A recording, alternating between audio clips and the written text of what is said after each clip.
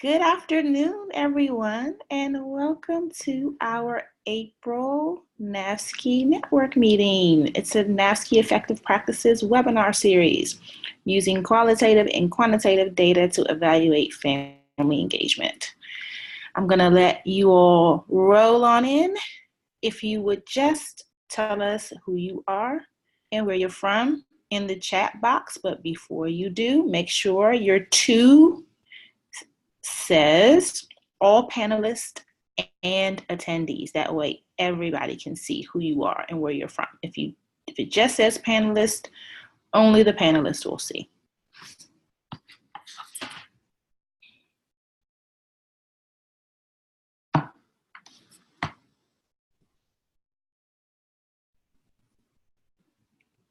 Hello there. The Parent Organization Network, Minnesota. Dana, hi Dana. Hey Jody. Wow, you guys are rolling in so quickly. New York State Office of Early Learning. Welcome everyone, it's great to see you all. Wow. Hello, hello. We have a lot of people who are registered for this session, and so we're going to give you all a chance to get in here so we can get started. Hi, Chastity. All right. Guys are continue to come. Claudia, hello. Devin, Danny, Kristen, hey, how are you? Jennifer and Georgia, welcome. All right. My name is Kiami Harris. I'm the Director of Capacity Building Programs here at the National Association for Family, School, and Community Engagement. If you've never joined a webinar, you're in for a treat, and we welcome you today. I just want to make note that there is a time adjustment on this webinar. It was scheduled for 1 hour, but it's actually going to be 1 hour and 30 minutes. So if you need to jump off, this session is being recorded and we will get you all of the session slides.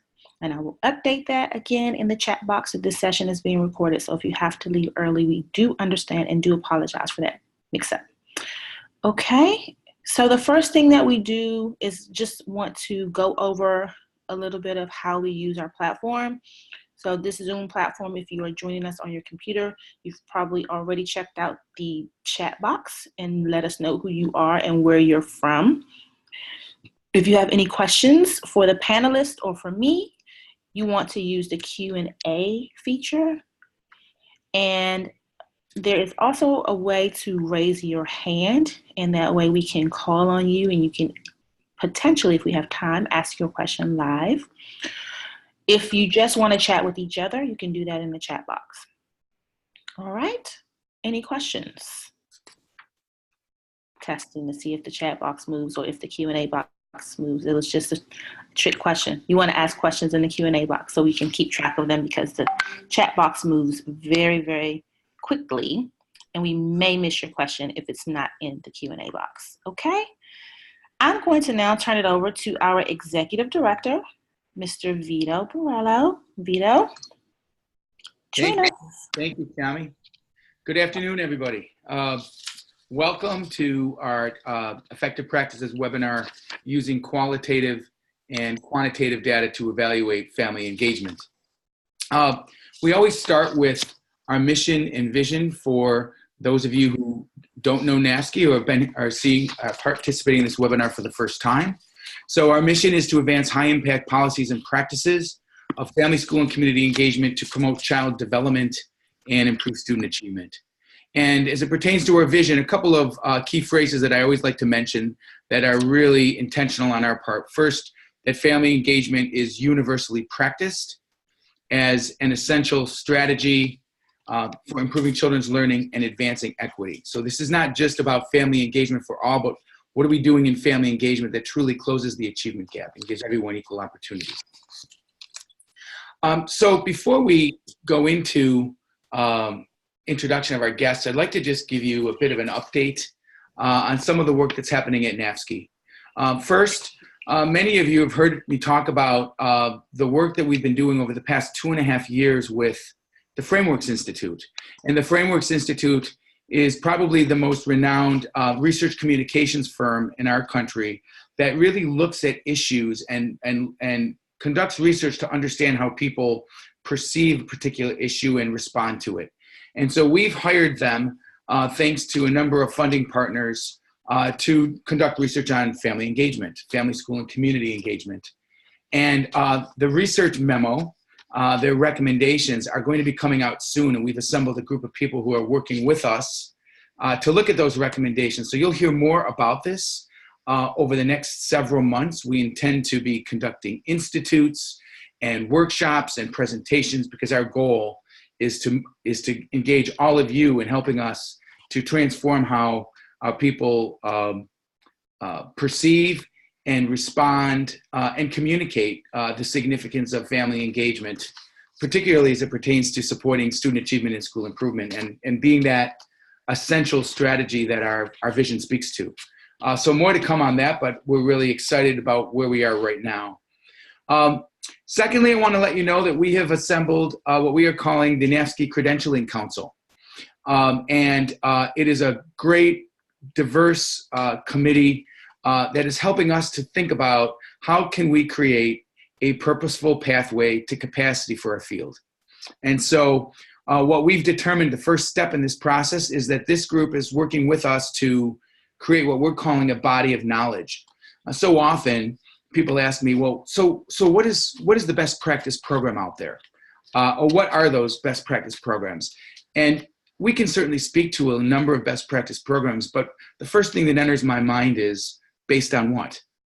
So we really want to create a body of knowledge, an official body of knowledge that we can really use as a standard for how we might look at how do we define best practice. And then once that body of knowledge, probably sometime by the summer, is created, then it is our intention to work with this committee and others to create either a certificate or credentialing program that allows us to advance the field, build capacity of the field, and then to recognize the field for that capacity that they've built as a way to create more prestige within the field. So you'll hear a lot more about that over the coming months, but I wanted to mention that. Third, many of you may know that Dr. Karen Mapp, one of our board members, has an absolutely exceptional family engagement institute that she does annually. It's a 1-week institute. It is intense. It is really comprehensive. And it takes place usually the last week of July at Harvard, at the Graduate School of Education. And so I wanted to let all of you know that NAFSCE members who want to attend that event receive a $250 discount, which is actually, if you're an organizational member, as much as it's like having a free membership. So if you're not a member and you want to attend Karen's Family Engagement Institute, sign up and then you'll get that $250 discount toward registration. Also, quickly approaching is the National Family and Community Engagement Conference in Reno, Nevada this year, hosted by our partner, the Institute for Educational Learning. And that is taking place from July 10th through 12th. It is also going to be the Parent Teacher Home Visiting Project's annual convention. They're actually going to do their conference at the National Family and Community Engagement Conference. So it's just another reason to be able to attend both of those conferences. I know that registration is filling up really quickly, so I urge you, if you haven't registered, make sure you do that. And then finally, many have heard me talk about the work that we do in partnership with the Council for Chief State School Officers and other partners too, the Campaign for Grade Level Reading, the Mid-Atlantic Equity Consortium, and Poly Equity Institute. And it's around working with states to build their capacity for supporting school districts and community-based organizations. Many of you heard me say, how can we expect SEAs, how can we expect school districts to achieve particular standards if SEAs aren't in a position to be able to build the capacity for them to achieve those standards? And so this is all about supporting state education agencies to develop birth through grade 12 family engagement frameworks, strategic plans, if you will, to advance family engagement in their state. Our first cohort, which was 6 states, just recently finished their 18-month fellowship, and they are putting the finishing touches on their frameworks. And we will be providing over the next several months a platform for these frameworks so that all of you can be able to go on our website and really see what's happening in states and learn from some of the great work that's happening within these 6 states. And we are also currently working with an additional 11 states actually, who are in the process of developing birth through grade 12 family engagement frameworks. And then diverse statewide stakeholder coalitions to co-develop this framework with them. And so you'll continue to hear me talk about this over the next several months, but know that that information will eventually be a great platform that you can access that information for. Okay, with that, let's move on to the guests for this webinar. And let me just say, we had an additional, previously we had a different theme for this month's webinar, and our guest had to pull out. And so this has been a subject matter that we know is really important to the field. And so we said, let's do this. Amanda Klein, who is one of our founding members of NASCI, she's been a member for more than 3.5 years, offered to participate in this webinar. And so we only started promoting this a week ago, literally less than a week ago. It was last Thursday. And we have more than 600 people who have registered for this in the last 6 days. So I think it really speaks to the need in the field and the interest in the field of all improving our skills and knowledge around how do we best evaluate the effectiveness of family, school, and community engagement. So let me get into providing some introductions. First, I mentioned to you that Dr. Amanda Klein is one of our presenters, and Amanda is the owner of Structured Solutions Educational Consulting. She brings extensive firsthand experience with students, families, school leaders, and district offices to her work supporting schools, districts, nonprofit organizations with engagement. In addition to her experience as a teacher, community school coordinator, and district support staff, Amanda has spent numerous years building data collection and tracking systems, conducting trainings on data usage and engagement and attendance, and building structures into previously undefined roles. Through her academic pursuits, Dr. Klein has conducted original quantitative and qualitative research about a variety of issues related to students, teachers, families, and schools. Dr. Klein holds 2 degrees from Johns Hopkins University and a doctorate of education in K-12 leadership and policy from Vanderbilt University. Welcome, Amanda. Thank you so much. Secondly, I want to introduce NASCI's Director of Policy and Research, Reina Hernandez. Many of you know Reina. She is a longtime community advocate who supports education, leadership development, and capacity building in the Latino and other communities. Prior to joining NASCI, Reina worked as the Community Wellness Director of Latinos Percasando. She also provides strategic support to nonprofit startups and school districts independently, and is a change maker with Innovair SIP. She is an adjunct faculty at DePaul University teaching on issues of Latinos, English learners, and education. Previous to NASCI, Reina served as the Assistant Superintendent for the Illinois State Board of Education, overseeing early childhood, English learners, and family and community engagement efforts. So we're thrilled to have Reina participate in this webinar, and this is something that is a passion of hers. So with that, I'll turn it over to you, Amanda, to get us started. Sounds great. Oh, well, we can talk through the agenda briefly. We're going to talk about the basics first. What is data? Because a lot of times in schools, there's a misconception from all the accountability and standards and things like that. So we want to clear the air and get established on what is data and what is the difference between quantitative and qualitative data. Then Reina is going to take over and talk about kind of the big picture on the state level, on the systems level, and how does family engagement evaluation belong in the continuous improvement cycle. She's also going to discuss how you can use evaluation as a planning tool using logic models to help you build your programs in preparation for evaluating them. And then I'm going to go into some kind of on-the-ground tips for how to collect data and how to use it. and we'll give you some chances to interact using the chat box. So definitely be on alert for that. So the 3 things we're hoping that you'll get out of today's session are, 1, that you'll understand the difference between quantitative and qualitative data and where we often find them in our work. You'll learn some tips and strategies for gathering data, using data, and how you can use it to reflect on your practices and use it for continuous improvement. And then, like I said, we'll have some opportunities to kind of practice with some sample data so that you can get a sense of what we're actually talking about here, because this is often a lot to bring home from a webinar, but hopefully having the experience of doing a little data analysis yourself on a small scale will help you. Okay, so as I mentioned, a lot of times it is unclear what we mean by data, especially in the education world. Having worked in schools where I was told I needed to have a data binder, but without any actual test data to put in it, it gets very confusing. And in family engagement, I think more than anything, we struggle sometimes as a field to understand where we can collect data from and how we can make use of it to really tell our story. So let's start at the beginning. Dictionary tells us that data is simply, it's a set of facts and statistics collected together for reference or analysis.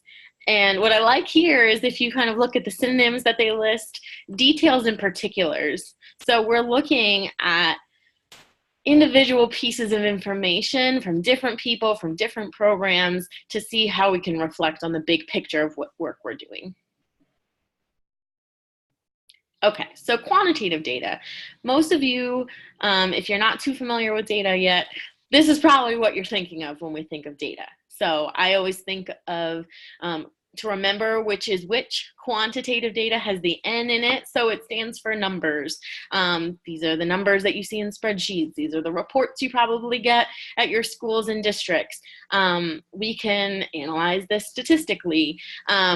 They can be aggregated, which means that we look at all the data together at the highest level, so, you know, school-wide or statewide.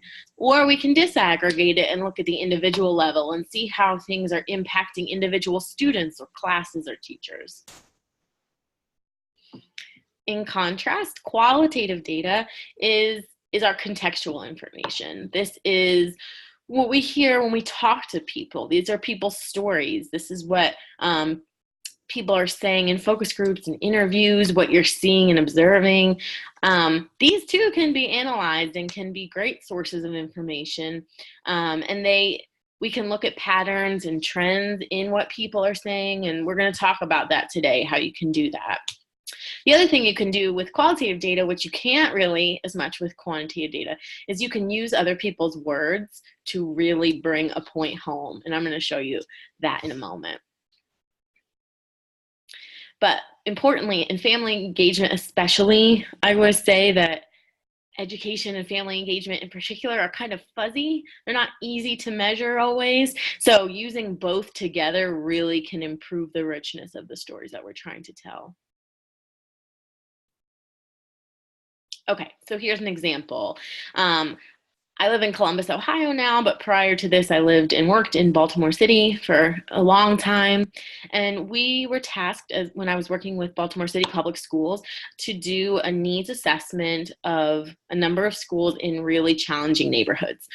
So the Baltimore City Health Department has a ton of great statistics and data tables and things like that to help you understand what's going on in certain neighborhoods. So in this particular community, 45% of families had children who live in poverty, which is huge. And on a scale of 1 to 100, they had something called a hardship index. Theirs was 90 out of 100 in this particular neighborhood, which was higher than any other of the 50-some neighborhoods in Baltimore they tracked. So that tells one picture of a neighborhood, right? Like, we know this is a community that is experiencing some serious challenges, but this doesn't tell us the whole picture. So in contrast, this is an actual quote from a community partner we interviewed about the same neighborhood serving the same kids. But what this person said is some of the families just need their basic needs met: housing, food, healthcare. We're helping parents navigate the system to live. What does this look like? It means that before I can even sit down and talk to them about what's happening in the classroom, enrollment, or even early literacy, I need to make sure they're okay first. I need to make sure they are even able to make it through the day. So again, these were from the same time period, the same report, talking about the same people, same neighborhood, but they tell a very different story. And together they tell a very strong story about the need for services in this community. So just want to get a read in the virtual room here. I would like to know if you can enter in the chat box, what are some fears or insecurities that you or other people you know have about data? I find this a lot when I work with schools. A lot of people in schools were not trained to be statisticians, and you don't have to be to use data, by the way. But you know, people get really nervous because they think it means accountability.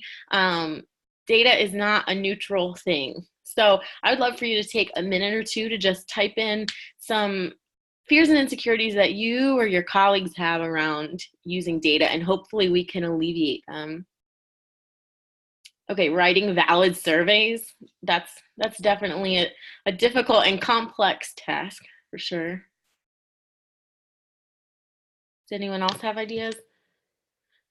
Not being a math person, I understand that. Yes. My group is scared of numbers and math.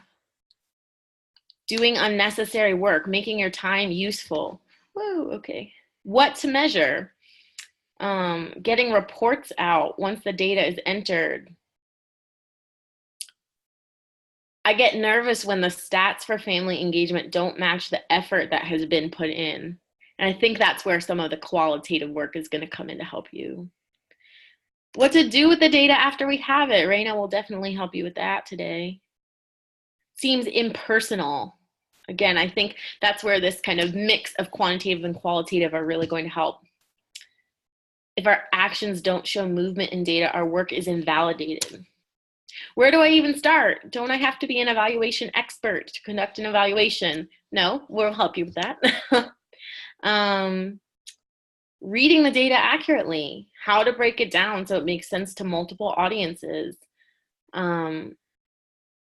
Again, collecting the right data. We don't have the data we need, having to rely on other sources for the data. I understand that from when I was a community school coordinator and had to get my attendance data from other people a lot of times. People misinterpreting the data.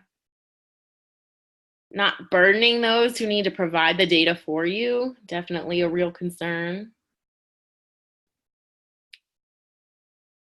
Losing the integrity of the data when you have to move it around for analysis. Okay, so we have a whole bunch of really valid fears and insecurities around data, and I hope that this will address a lot of them. We'll have our contact information at the end of this presentation too, if you find that some of your questions were, if they were not answered too.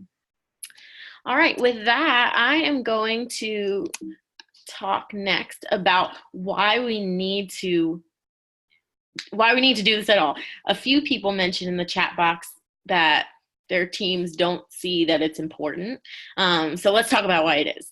So first of all, this is not from me. I can't take credit from this. The citation for the book is at the bottom, but someone shared this with me and I found it to be really powerful. So first of all, what gets measured gets done. That's the first statement. If you don't measure the results, you can't tell success from failure. If you can't see success, you can't reward it. So you might think you're doing a terrible job or a great job, but it's hard to tell if you're not measuring it, right? And then it's hard to act on as well.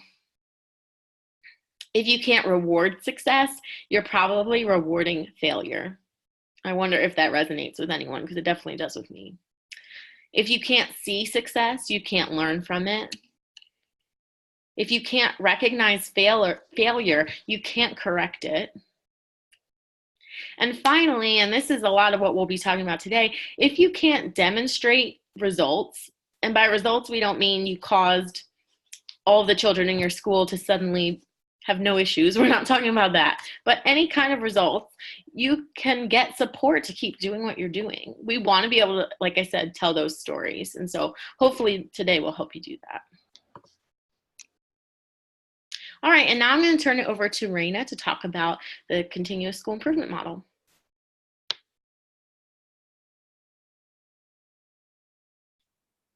Excellent. Thank you so much. And hopefully this is all, this session helps to at least begin to alleviate some of those fears that we were hearing about, because this is an area that is sometimes very overwhelming. And so we wanted to talk a little bit just about the context of this work and our family engagement work as we think about it being systemic, integrated, goal-oriented. There's a lot of conversation about that in the research and in the dual capacity framework. But what that might actually look like, I think, has a lot to do with evaluation.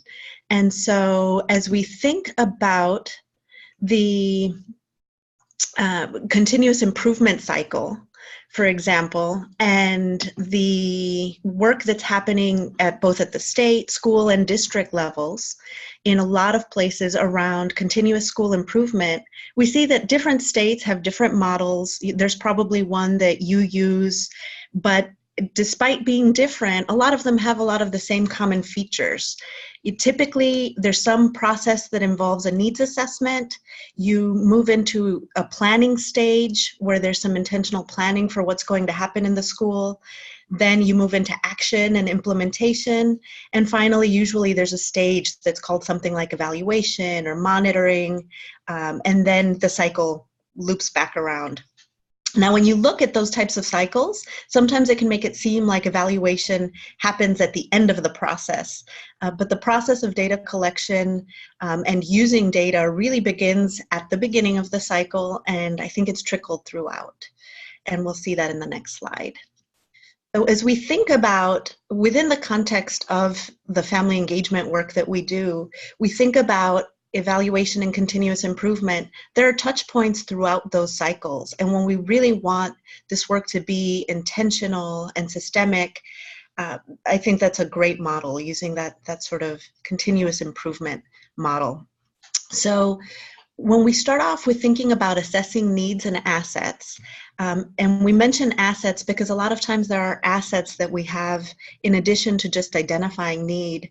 There can be both quantitative and qualitative data of the type that we were just hearing about.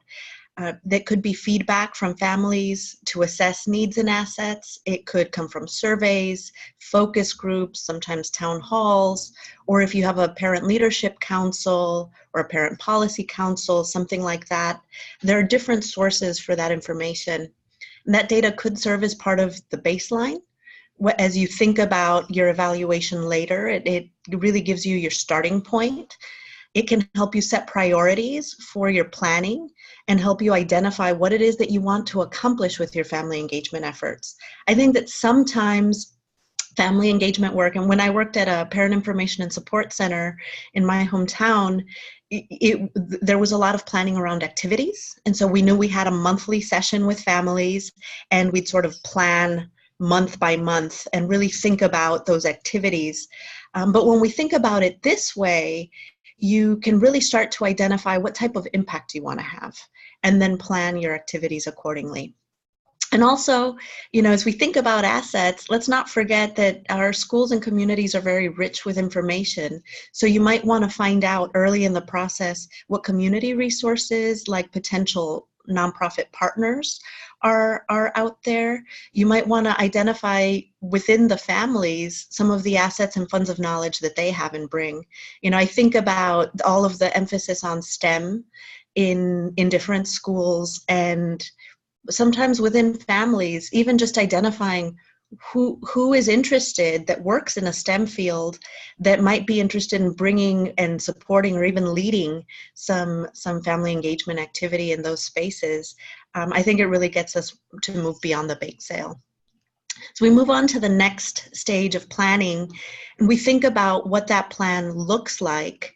The plan should be informed by data from the needs assessment, should be goal-driven, and really have a clear intended impact. We'll talk a little bit more about impact in just a minute, but keep in mind different types of activities can lead to very, very different types of impact. So you want to make sure that the activities that you're carrying out are aligned with the goals and priorities that you have. Moving on to action.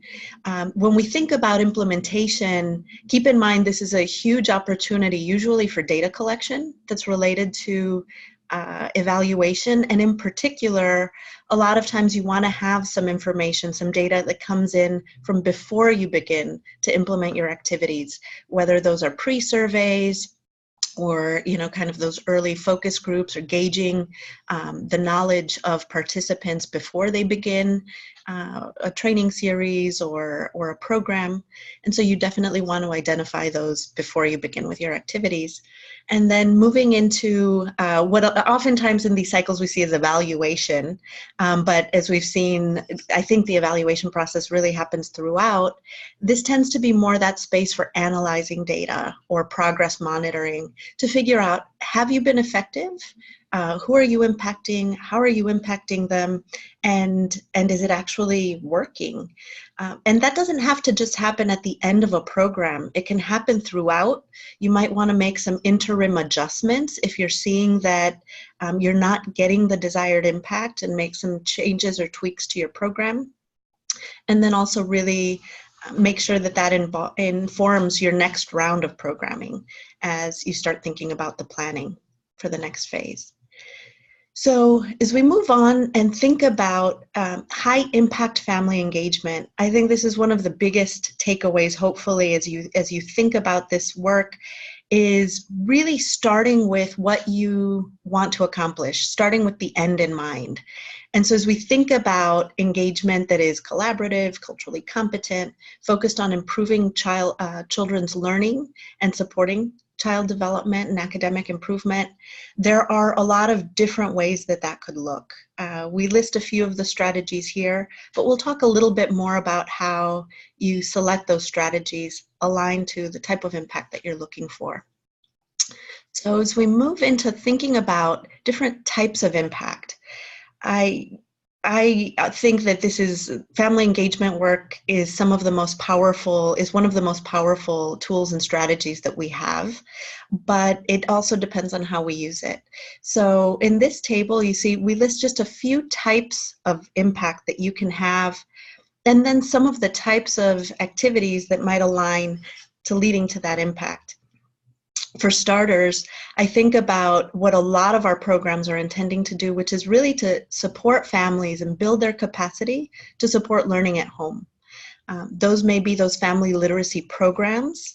And I think going beyond just a reading night or a book night to really thinking about how we can begin to influence and change activities and patterns and some of the ways that parents may be able to interact with children at home to support literacy, for example, or STEM or social emotional learning.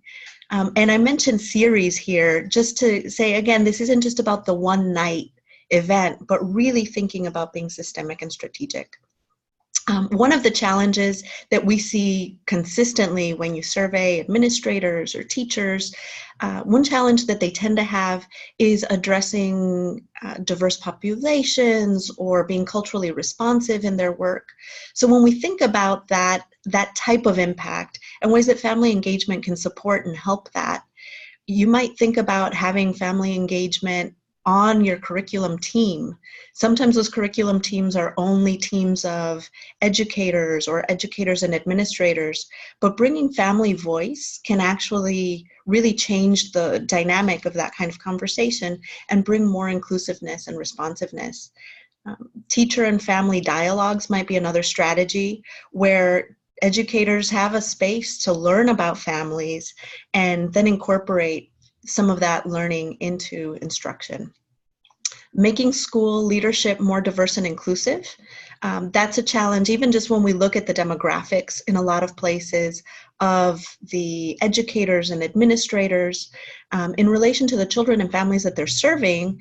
Then we think about different ways that that dynamic could be shifted if family representatives are included on those school improvement teams, and making sure, again, that families are supported and meaningfully engaged. Sometimes it's not so easy to jump into a school improvement meeting and hear all of the jargon that's being shared without knowing what's going on. So we want to make sure that anytime anything like that happens, there is that support.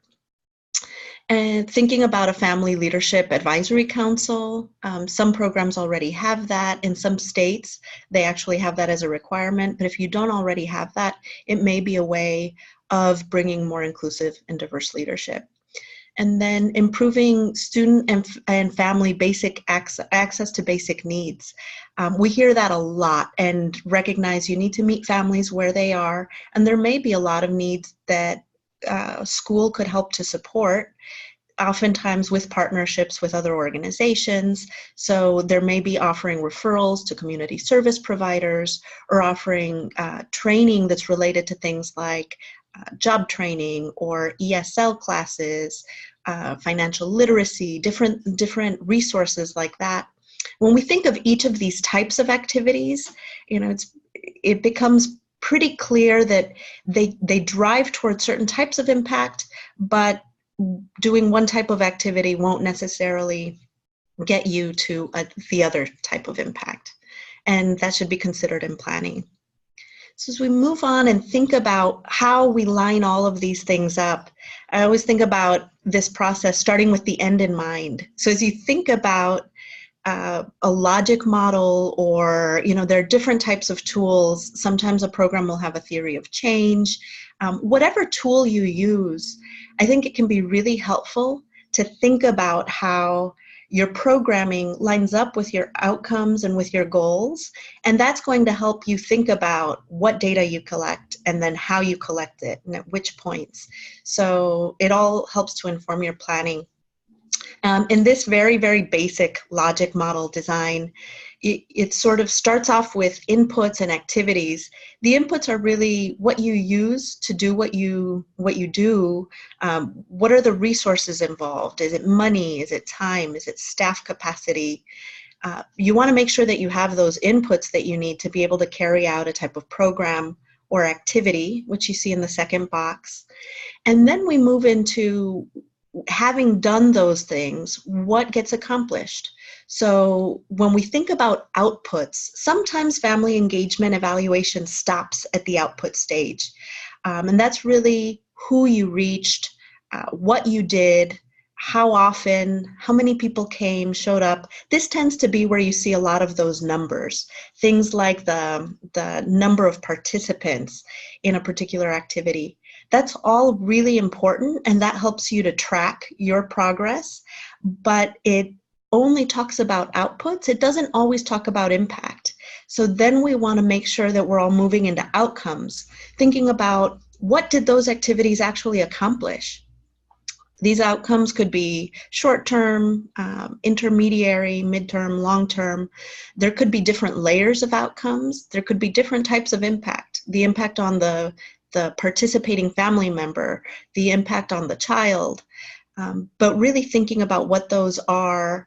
And then the goal, usually there's an ultimate goal that has to do with impacting children and families. Keep in mind, in our family engagement work, and we heard this a little bit earlier, it's hard to demonstrate that children were reading better exclusively and only because of a particular maybe literacy intervention with families, but we can show that this may have contributed, that this was a program that contributed to those outcomes. And a lot of times that's how we can chip away at big goals like closing the achievement gap. So we'll walk through an example of that next. Because the reading literacy achievement gap is such a high priority for so many schools and districts, it's such a key equity issue, we'll put that goal forward. So when we think about ways that family engagement can support closing that reading achievement gap, And that's a primary goal. You'll also see strengthening parent-child relationships, just because with this particular strategy, that's probably another goal that we're able to address. We move into an activity or a program that might be able to support that goal. So if we think about a research-based family literacy program offered with outreach and targeted engagement for the lowest readers and their families, and there are a lot of programs like that out there. There's even a federal clearinghouse that includes research and evidence-based programs that have been validated. You think about the inputs that would be involved in executing that kind of program. So you might have the cost of the program, the cost to train staff, the cost for teachers paying for their time to be able to support that work. Then we move into thinking about first outputs. So you might want to measure how many families participated, what percentage of families started the program and finished it. Sometimes we see attrition from the beginning of a program to the end of it and know that there's more impact when you're able to sustain that engagement. And so there might be different types of outputs that you want to know, but don't stop there. I think that you can start thinking about different types of outcomes.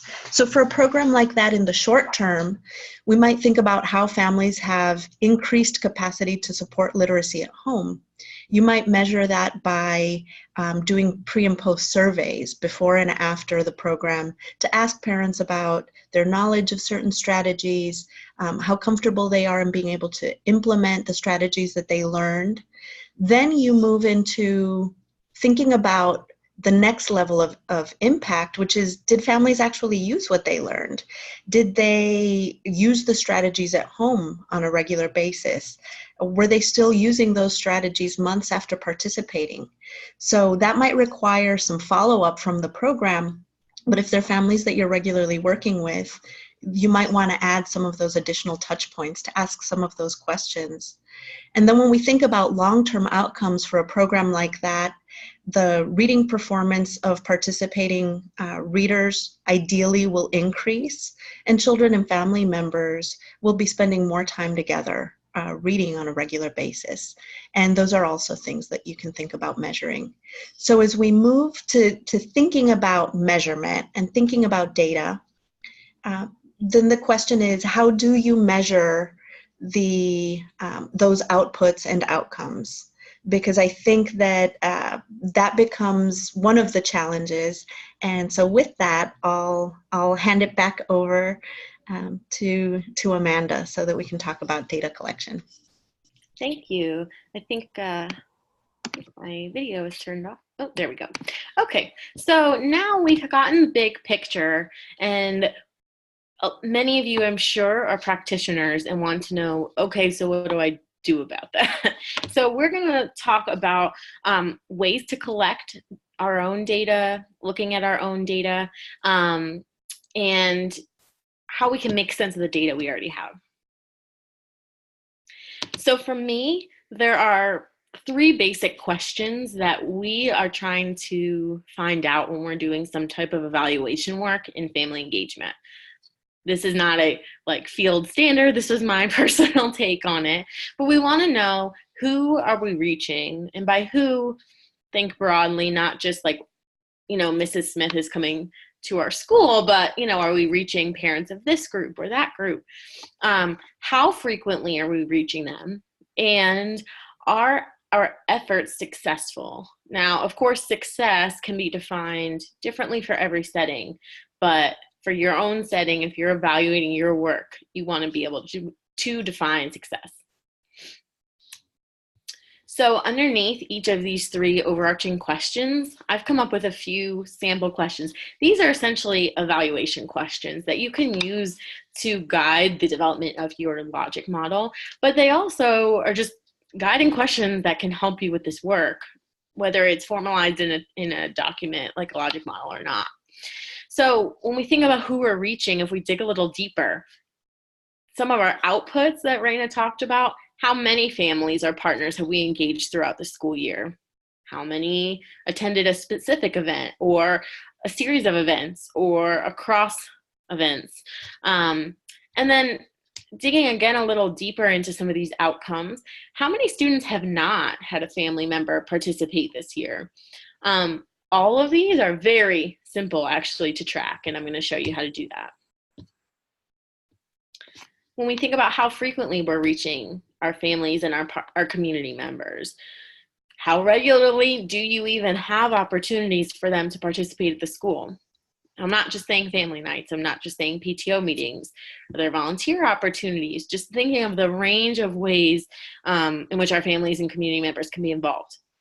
How often are we intentionally reaching out to encourage them to engage, whether at home or at school? How many times have specific people or partners engaged with us throughout the year? And again, that can also help us determine maybe who does not have the representation we would hope. And then finally, are our efforts successful? We certainly want to know things like satisfaction, enjoyment. We, of course, want to know, are the people who are attending our events learning something and getting valuable information? But kind of the ultimate question is, are the students whose families are involved and engaged, are they doing better in school, in attendance, in behavior, any of those things? Now, I just want to put this out there that sometimes this is the hardest thing to track. And there's no way that we can say that our family engagement nights cause students to do better because their parents attended. Like, it's in the field of education, it's very difficult to prove causation. But what we can say is that, you know, we had 90% of students have parents attend events throughout the year, and overall our student achievement went up. So we know that it's a positive thing. There's a connection and a relationship there. And we don't need to prove it mathematically in this situation, but it should always be our guiding question. So let's think about what you already have, because you do not need to develop a large-scale evaluation study. Someone mentioned, do I have to be an evaluator to do an evaluation? And no, absolutely not. You probably already have more information than you think you do. And the things that you might be writing off may be more beneficial to you than you think. So, for example, sign-in sheets and evaluations from events and meetings. I know you all have that in your Title I binders or your Title I folders. You can learn a lot from just tracking sign-in sheets over time across events by student. I'll show you how to do that. A PTO or PTA membership list or minutes from those meetings. You have family contact information and maybe information about that family. And they don't all come from the same place. A teacher might have one thing, the secretary might have another, the nurse might have another. And it's about bringing all these data pieces together at your school or in your district to really tell a story with them. Family surveys we'll talk a lot about, but you've probably already collected them because they're mandated in a lot of cases through Title I. So it's looking at what is on those surveys. And then like volunteer logs. These are just things that off the top of my head, I know most schools have. So what I want to know, and you can put this in the chat box, is what other types of data can you already access that you know can give you some information about your families? Someone mentioned a communication system or tracking communications with parents. I know when I worked in Baltimore, I'm forgetting what it was called, but there was a system where you could automatically send messages like the robocalls and things like that, but you could track how many people got it. That's another great place to track some of the outputs and then determine if they're influencing your outcomes. Attendance data, Blackboard, Connect Ed, I don't know that one. Of course, we have achievement data too. Remind, yep. Like phone call records from families that you build relationships with. Anyone else have ideas for other data sources? Ooh, Peach Jar, I don't know that one either. E-flyer distribution system, cool. So school improvement team and leadership team meeting minutes, school newsletter open rate, disproportionality data, definitely. School climate surveys, absolutely, that's a good one. There's a lot on here. Student demographic data. So in the minute or so that you've had, we've thought of a lot of different sources. After school someone just mentioned after school, that is a great source of data because they often do a lot of intake packets. That is the school's data that you can use to build up your own little database.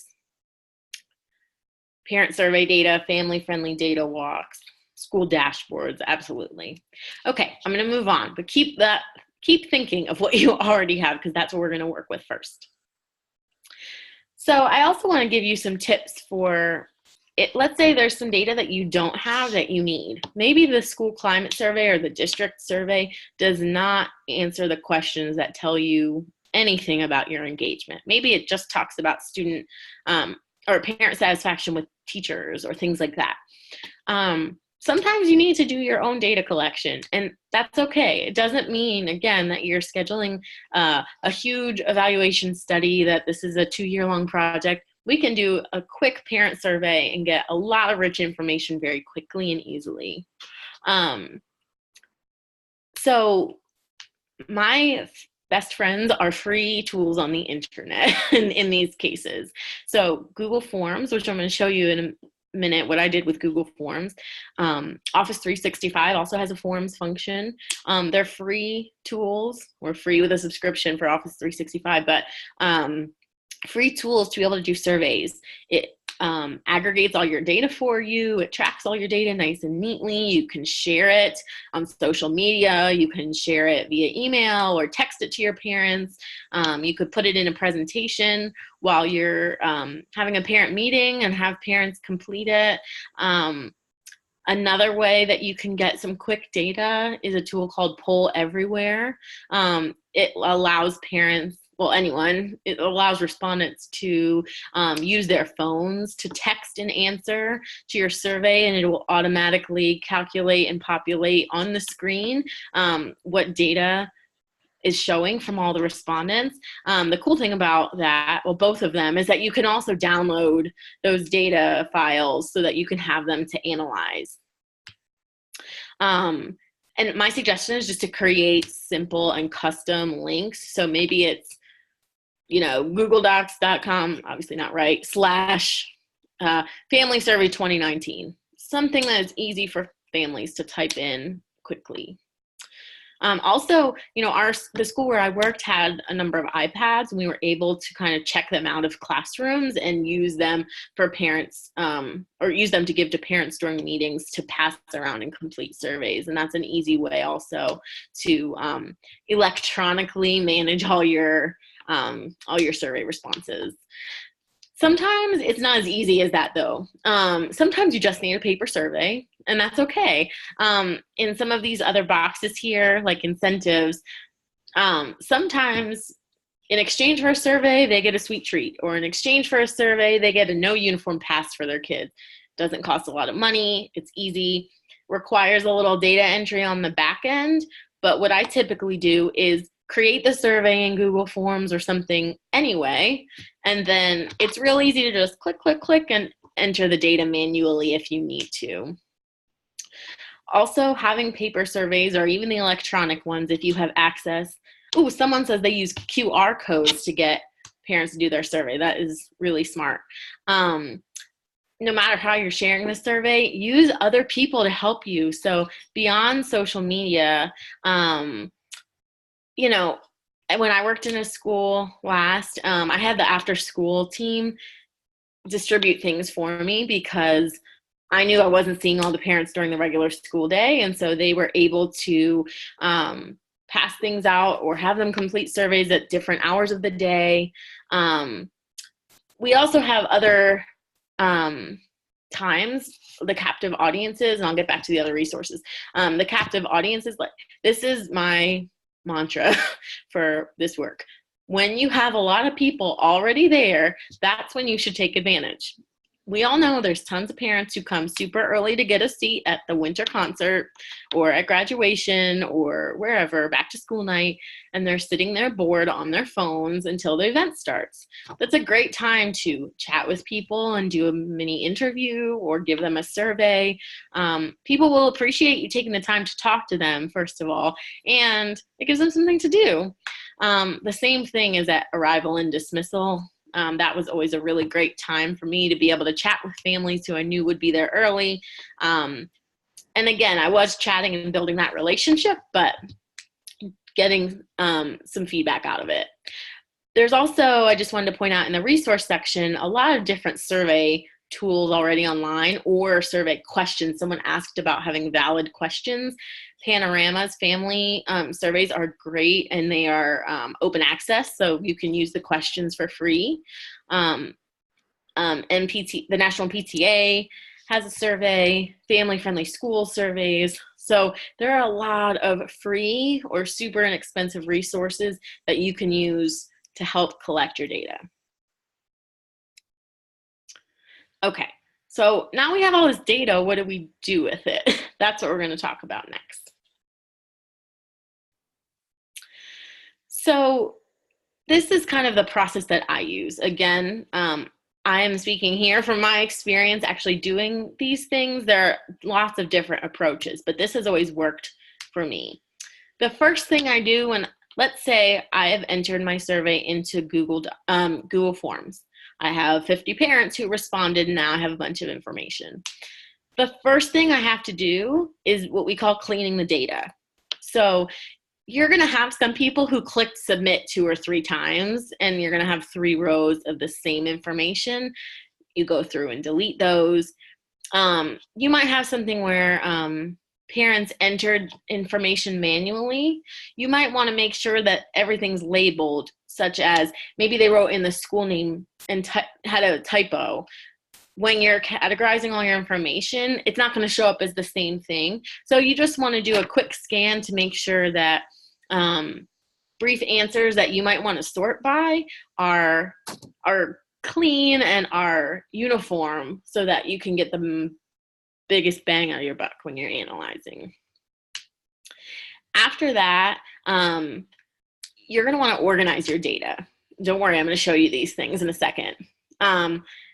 Think of what variable you want to sort. Variable could be anything from grade level. It could be gender. It could be homeroom teacher. It could be score on a test. It could be attendance rate. Any of the things that you're tracking are your variables, and you can sort in a spreadsheet by top to bottom, by A to Z, the opposite way. I used to sort my attendance spreadsheets by the worst offenders at the top so that I could make sure I was targeting all of those students who really needed the most support. You can also color code and categorize the data that you need to flag. So for my students with the highest absences, I always color coded them so that my eye was immediately drawn to, okay, that's who I need to pay attention to. And we can do the same thing with our family engagement data. And then once you've done all that, it makes the analysis pretty easy. We're going to look at the data in different ways. You're going to kind of splice it and reorganize it to see what patterns that you can draw. I'll show you a little bit about filtering. You can use formulas in Excel if you feel comfortable to calculate totals and averages. Or you can honestly just, depending on what you're looking at, a lot of times just do kind of visual scans, and you can see a lot of things that might not have been clear from an individual survey response. Okay, so I'm going to briefly go over my 3 best friends in Excel. First one is sorting. So I've put the little icon here so that you can see what it looks like if you're not too familiar with Excel.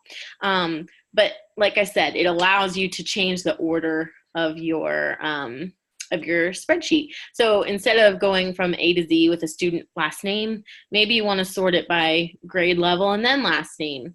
You can either use this sorting icon, or in the top of Excel, there's a data tab, and you can sort by multiple things at once so that you know everything was done cleanly and without any accidental sorting that you didn't want to do. Conditional formatting to me is really fun. You can set rules and criteria that allow you to automatically color code or highlight something. So I could say, if someone did not attend an event, like if I have it checked off as no, then I want to flag that because maybe that's a family that I need to follow up with. You can sort on a range of criteria, but and format, but it's a really great option that makes your data. A lot of people were saying not sure how to interpret the data or where to get started in analyzing. For me, that's a great place to start. Let's say I know I want to talk to families who didn't attend. I don't have to do any looking. It's just going to pop up there for me. And finally, filtering allows you to only see certain values at a time. So let's say I only want to look at those families that I put no for attending that event. I can actually hide all of the yeses so that I don't need to be bothered with scrolling through all of the data. I can just see them all in one place. And you can do that with any of your columns. So what you have here is actually my sample tracking tool. Well, this is actually my tracking tool from when I was working in a school as a community school coordinator. So I've covered up the student names here. All of the columns at the top are different events that we held at the school or different opportunities to engage. You'll see I had like conferences and graduation and things like that. So what I was talking about where you can learn a lot from sign-in sheets, it took me maybe 5-10 minutes, if that, to go through and just put a little X in a box next to a student's name to say that their parent went to our family dinner or our third quarter conferences. It took next to no time. But across the year, I was able to set up, you'll see at the bottom and on the right-hand side, I was able to set up some easy formulas that totaled how many events parents had gone to or how many parents at the bottom. You'll see the top row that's in the boxes. That just tells me how many people were at that event. What percent of the school was at that event. Quickly and with doing one thing, I've learned a whole lot about our trends for engagement. When I was talking about the filtering, you'll see this little drop down icon at the top of each column. I can filter out just the students who've had no engagement from their parents and reach out to those families to try and build a relationship. Or I could filter the ones who've had the most and then maybe give their families a little certificate or something like that. So having a simple tracking sheet in Excel makes your life so easy. And this is one, again, that I use, but you can design it whatever way you want.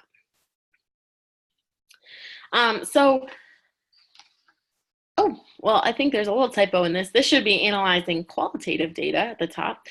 So the goals of qualitative analysis are we want to understand themes and we want to identify the standouts, the quotations that you can use as like case studies or to highlight the really important things that came out of that information.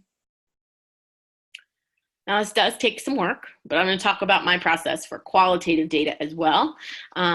There is software out there, In Vivo is one, that will analyze large sets of qualitative data. Personally, I have never used it because when I've done my qualitative analysis in schools, it's usually a small enough sample that I can go through it myself. And so I would recommend the same for you because it also really helps you understand the data and what is in it, what people are saying. So again, sorry for the typo at the top. This is for qualitative data. These are my steps. So first, I read through each piece of qualitative data. This could be the open-ended questions in your survey responses. This could be your notes from your focus groups. This could be from interview transcripts, but reading through it and familiarizing yourself. Now, the second part here is developing a system for kind of coding. There are lots of ways to do this. honestly, I am kind of old school, and I just keep a notebook with me and make tally marks under different themes that I write down. Oh, I see a lot of people are talking about school climate, and then I just do tick marks and then count them up. You can highlight, you could print it and highlight it. You could highlight it in a spreadsheet. There's lots of ways to make this really simple for yourself. Again, this takes some work, but it's good work. It's work that is helping you really thoroughly understand what your stakeholders are saying. And then you also want to find a way to flag really amazing quotes, like the one I shared earlier from that community partner about how their families are just trying to live. Like that tells such a powerful story that if I'm reading anything that comes close to that in qualitative data, I'm going to flag that 1,000 times, because in a report that speaks volumes. And then finally, kind of what I was saying, I just total up. Okay, well, I had 15 people out of 30 talking about school climate, so that's got to be something we need to look at. The top themes really help you draw your conclusions. So by looking at what was prevalent, that helps. You can also see, I saw someone mention in there when there's like a mismatch with your data, that also raises some interesting points too, because you're going to want to explore why did one group of people think this and one group of people think that. There's probably something deeper there to continue to look at. Okay, so now we're going to do some practice. So full disclaimer here, I completely made up this data, so please do not draw any real conclusions from it. However, I used my experiences working with families and with schools to put in some answers that I think might be helpful when we get to the qualitative part. But for the quantitative part, I pretty much created a survey and kind of randomly selected. So again, please, please, please do not do not think this is from anything important. However, we can still practice analyzing. So I made this in Google Forms, and this is actually the output you get from your results. They will create these graphs for you. So all I did was copy and paste these in here. I did these 4 questions. What grade band is your child in? Because we know that engagement varies along the grade levels, right? So this district is looking at engagement across their district, and we want to know, how many families from each grade band participated. Want to know how often families are attending events, how involved they are in their child's schoolwork, and what was their own schooling experience like? Because we know that families who've struggled in school themselves or really had negative experiences may be less likely to engage. Now, if we had a bigger sample size than the 15 responses that I created, we could do some statistical analyses, but you don't have to. For example, one thing I noticed on here was that if we look at how involved are you in your child's schoolwork, we see that red is somewhat involved, blue is not involved, and the yellow is very involved. Only 20% of the families in this sample are not helping their kids with homework. So 80% are, and that's really significant. So I want you to take a minute, look through this data and see, and again, use the chat box, share what are some trends that you notice.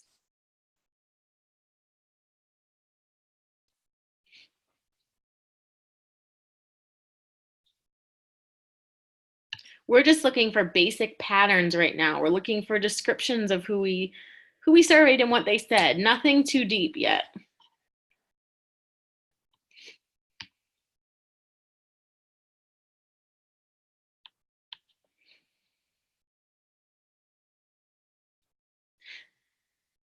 So one person said it's unusual to see so many middle school parents, more than elementary school. Yeah, so pretending that this was not completely random, yeah, we might want to look at what is this district doing to engage their middle school families, because they seem to be very successful at it. Ooh, someone said parents involved in their child's schoolwork are also attending events. So yeah, we see similar rates of parents who are involved in schoolwork and attending events. Someone said there seems to be a correlation or a relationship between the frequency of attendance at events and their own experiences and involvement. I think it's interesting that the parents of percentage of parents who never attend events is similar to the parents who aren't involved in the children's schoolwork. So it's kind of the inverse of what someone else noticed. Almost 50% of parents attend events at least once a month. Anything else?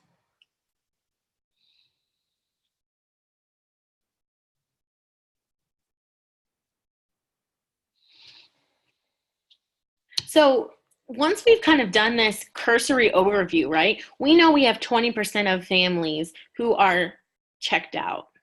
So this can help us guide what we're doing next or to look further. So maybe we start looking at so Raina just mentioned, what kind of impact do you want to have?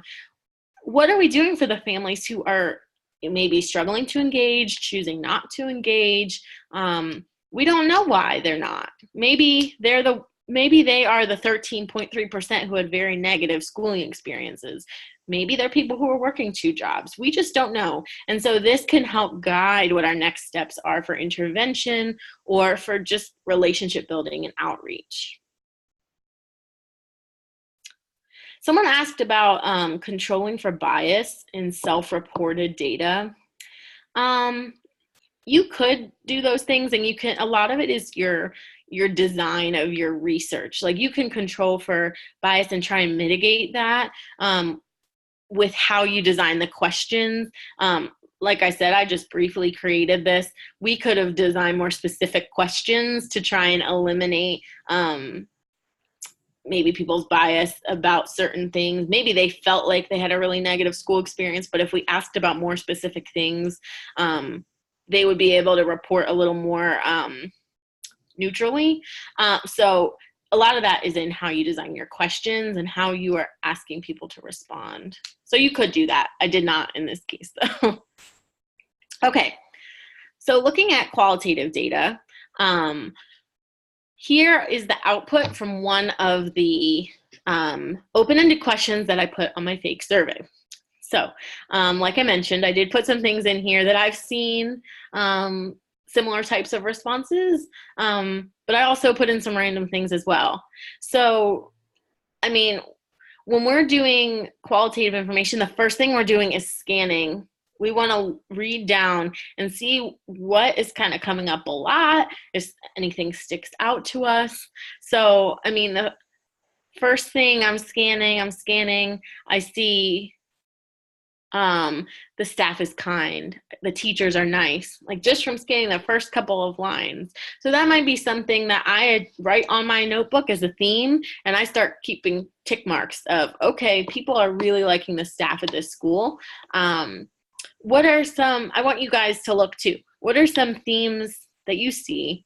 And are there any quotes that you think really help tell the story? Because that's important too.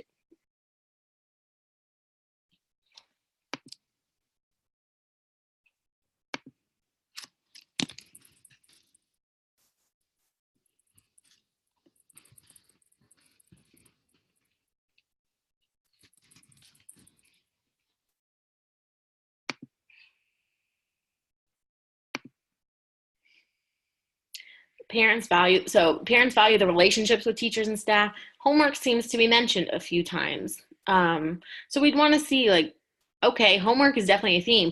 Does this mean people like homework, think there's too much homework? We'd have to look a little further into that. Anything else?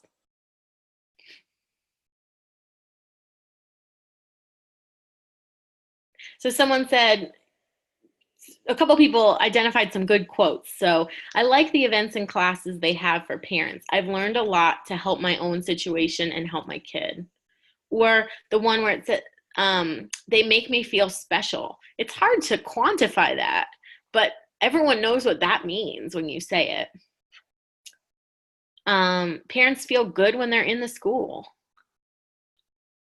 Meaningful relationships tied to the parents' previous history at the school. It says someone said there's established avenues for parents engaging at this school. Emotional intelligence seems to be a theme here. So again, this is 15 responses. That's not really a lot. And we've already gleaned a lot of patterns from this that, again, can guide what we're doing.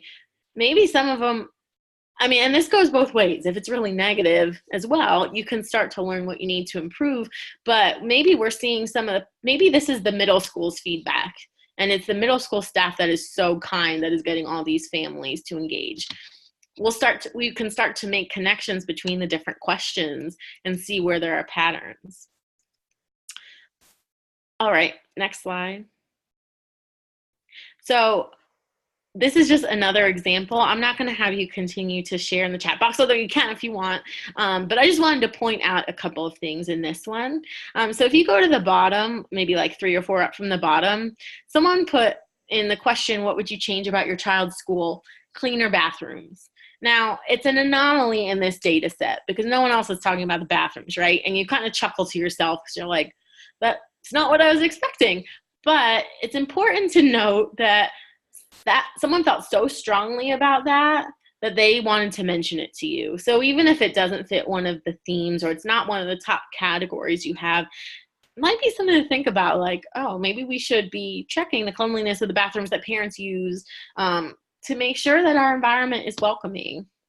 The other thing is you'll often get a lot of responses that don't tell you a ton. So nothing, I love it, is different from just plain nothing or it's fine the way it is. It doesn't tell you a lot, but it's also really good when people don't have, they don't have something negative to say.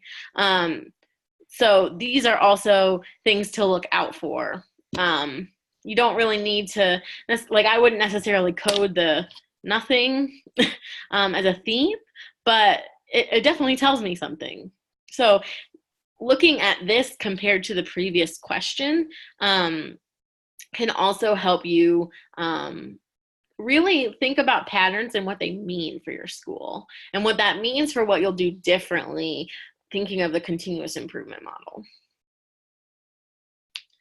So finally, the bottom line of this is that the goal of family engagement is to get to know your students and families and use data to help you do that. So the more you know about your families as people, and also in the context of your school, helps you know how to better engage them and provide what they need. So that is the end of our presentation, and we appreciate you sticking it out past the hour you signed up for. I think Kiami is going to facilitate the question and answer. I am, and you all asked amazing questions already, but we do want to open it up and ask Serena to come back and Vito as well to come back to just to wrap this up and give you the opportunity to ask some additional questions. There's been a very active chat.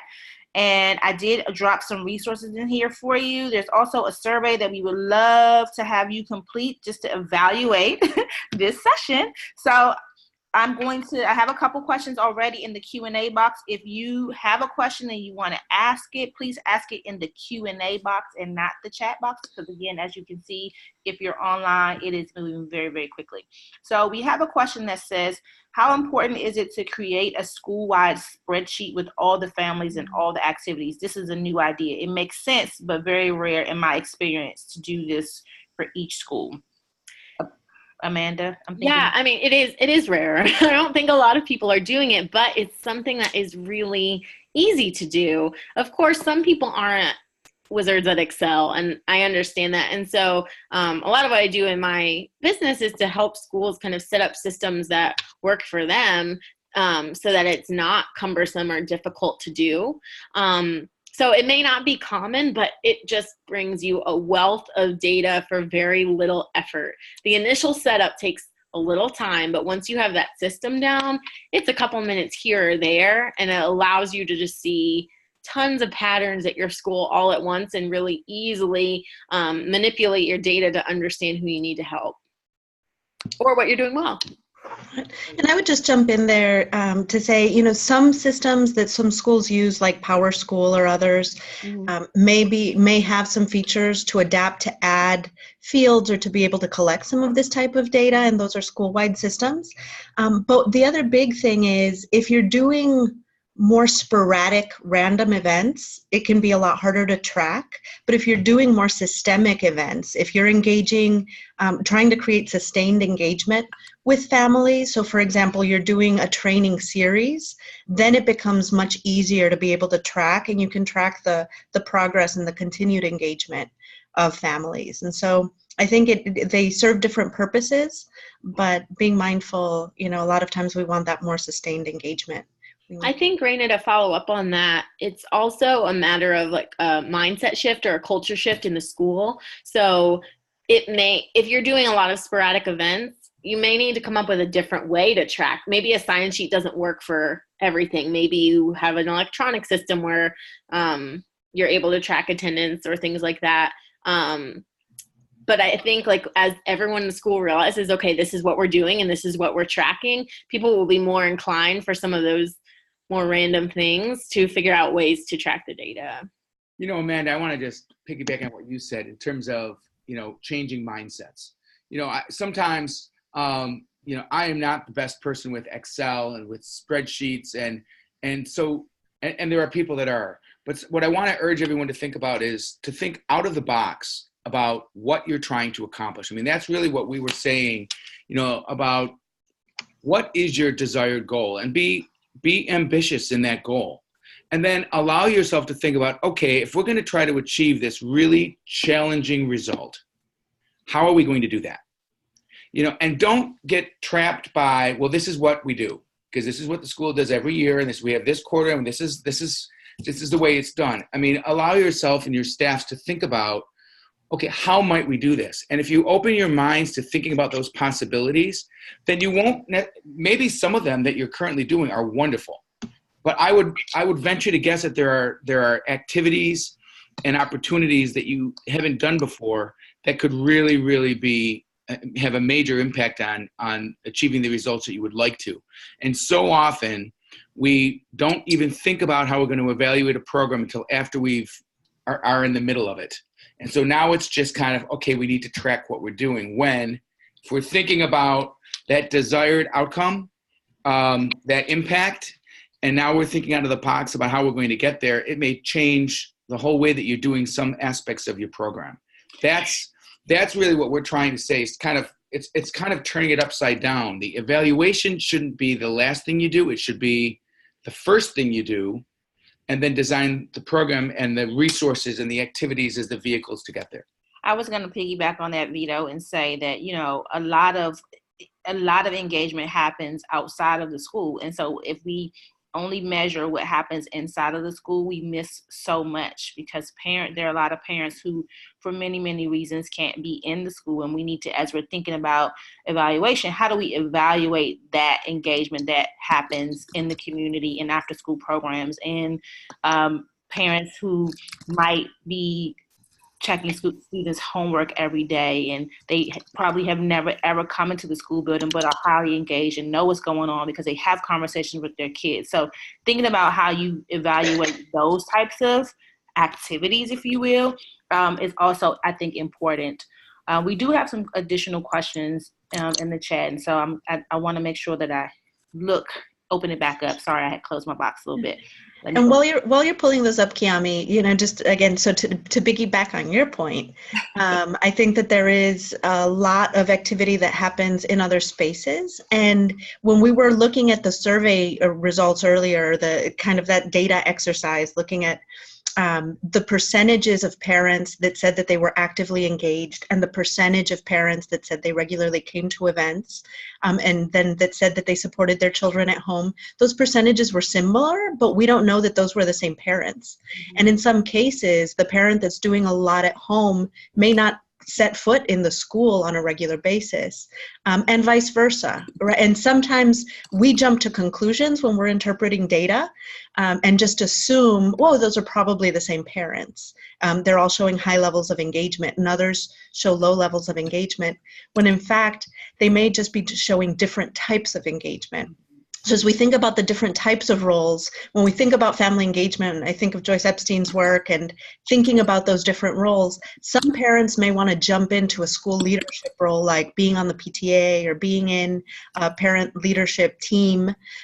Other families, it really is about being able to provide at home an environment that's supportive and being able to make sure that, you know, everything is taken care of in that space.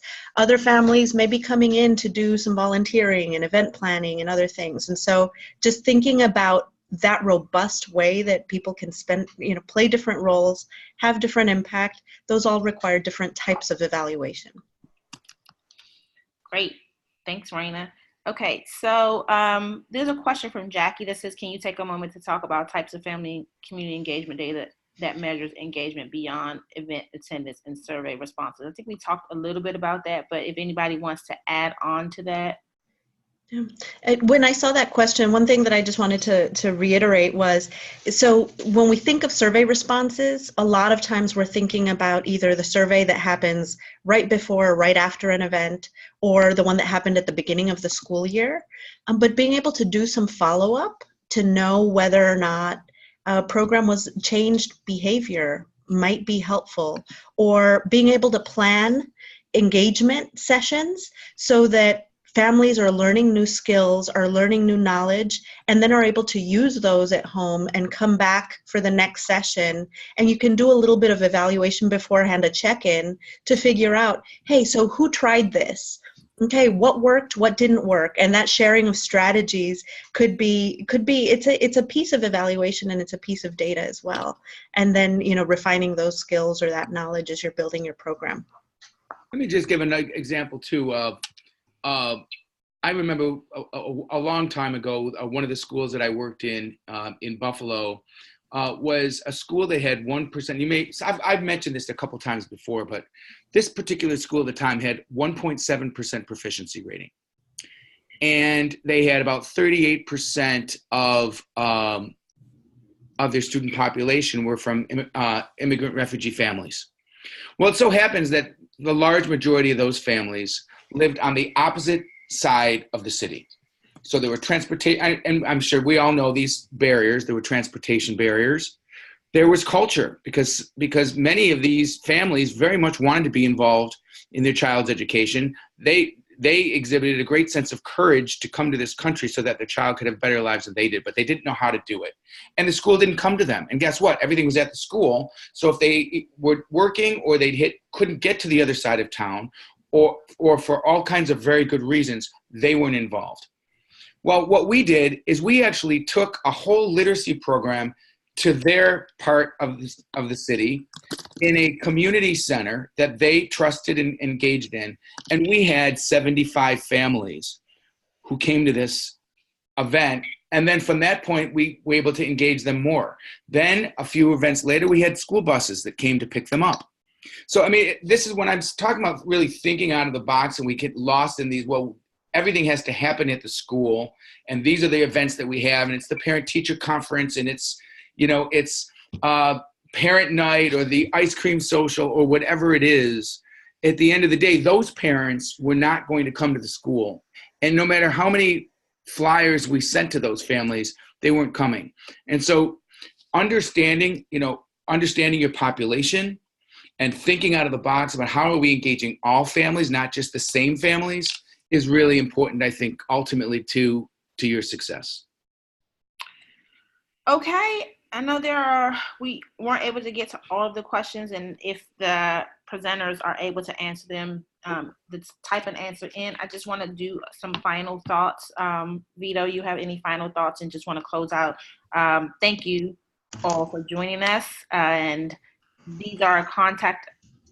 This is our contact information right here. If you want to reach Amanda, who is wonderful, has a lot of knowledge around evaluation, both in the schools As you can tell, she is a practitioner. She has been, in community schools and knows her stuff.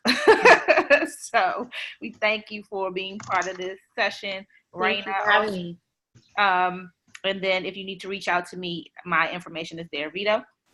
I just want to thank everyone for participating in this. We all know that the field has been really clear with this. This is perhaps one of the greatest challenges in our work and one of the greatest opportunities. We need to be better as a field in how we are evaluating our success, because there are so many that don't understand or appreciate the significance of this work like we all do. And so that really does come down to how well we are able to show our results. And so I think this is a beginning conversation, and we look forward to having additional ones, whether they be through the webinars, through communities of practice, through our website and the resources that we provide. But we appreciate that this is all important to you. I think the registration over the last 6 days was really clear about that, and we look forward to continuing to support your efforts. And finally, I would invite you to join us for our next webinar, which is in May, which will be both in person at the NEA and also stream live online like we normally do. It is going to be held on May 22nd. It's going to be earlier in the day at 12:30, I believe, p.m., but you'll get if you've already registered, you will get the information on how to register. It's already up on our website, NASCI.org. If you're not a member of our organization, we invite you to join us. We'd love to have you. We have lots of members who are doing similar work, and as you can see from the chat, have wonderful ideas and can help share and connect you to other resources that they offer. Consider joining us, NASCI.org/join. And again, we will see you next month. Have a great rest of the day. Take care, everyone. Bye.